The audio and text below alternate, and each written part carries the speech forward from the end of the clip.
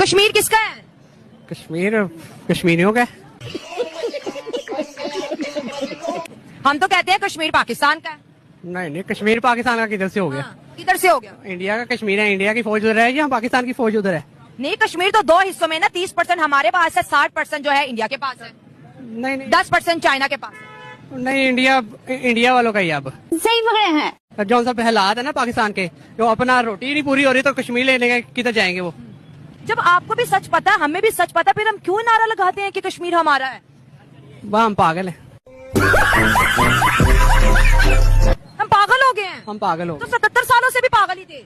वो जो उनसे हैं हुक्मरान ने हमें पागल कर दिया, इसलिए तो कश्मीर हाथ से जा रहा है। हमारे रोटी नहीं हमारी पूरी हो रही तो हमें कश्मीर के बारे में क्या सोचेंगे? बात तो सही है। ये मसला रोटी का क्या है?